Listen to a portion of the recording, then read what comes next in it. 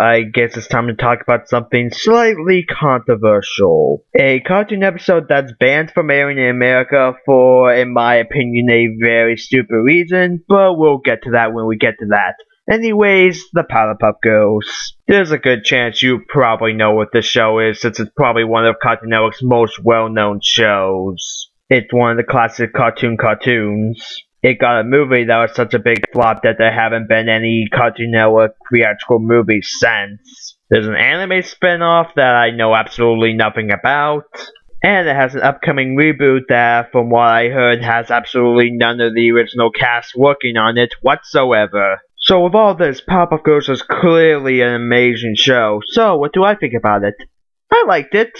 Sure, it's not my favorite Cartoon Network show, but it's not like it's my least favorite either, so yeah, it's enjoyable. Now, time to talk about this episode, See Me, Feel Me, Know Me. A musical episode, so this should be interesting. Anyways, let's begin. We open in on most of the show's villains attacking all at once and singing about, which, no offense to any of the voice actors, but to me, out of the villains, the only one with a somewhat decent singing voice is him.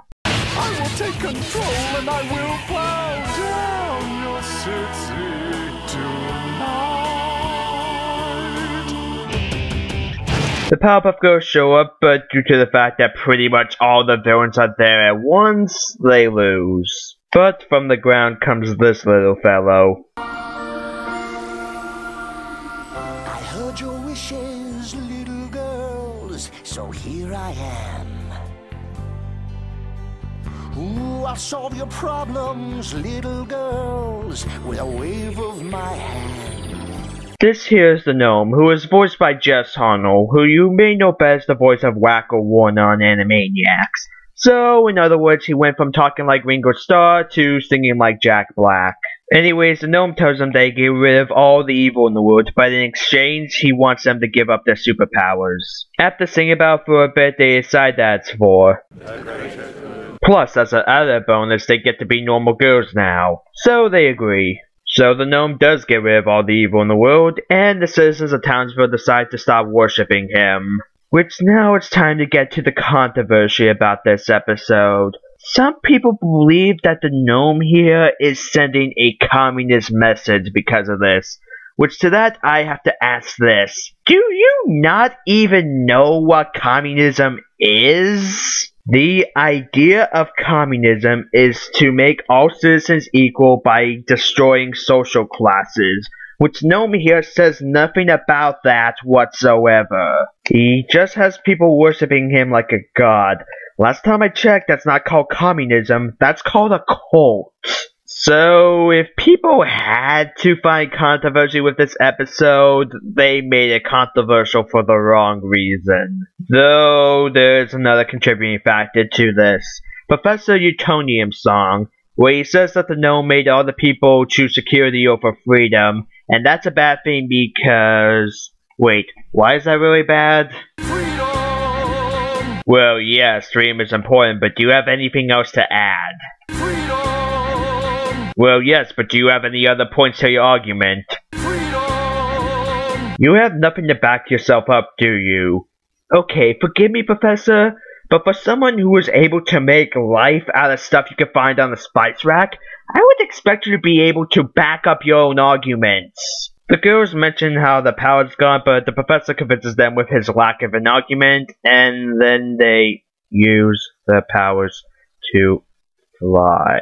Okay, in the professor's song, they say that there is still evil in the world because of the gnome, so he technically didn't get rid of all the evil in the world.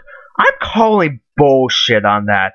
Sure, he started a cult, but that's not necessarily evil. Morally questionable, yes, but not evil. Unless this goes called Cthulhu and they start summoning Shoggoths, it's not evil. Huh. H.P. Lovecraft's Powerpuff Girls.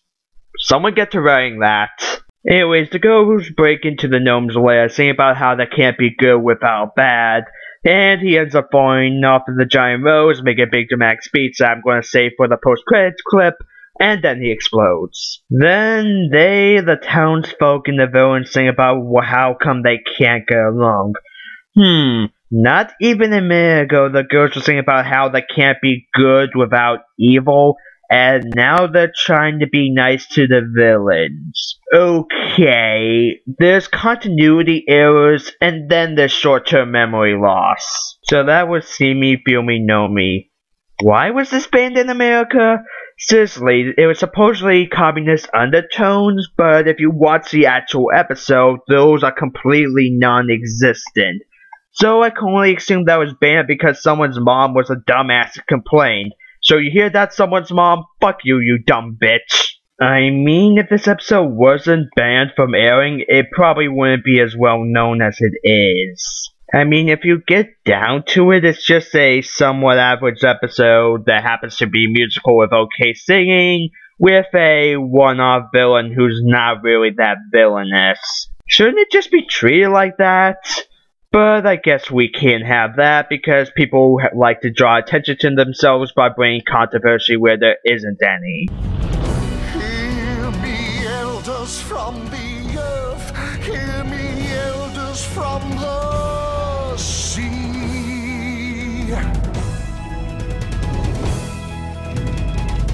Help me rid this city of its villainous treachery.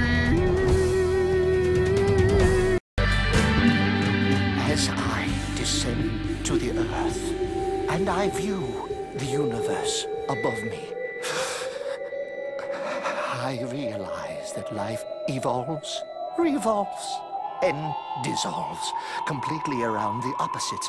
Therefore, I conclude that I cannot exist in my utopian mind.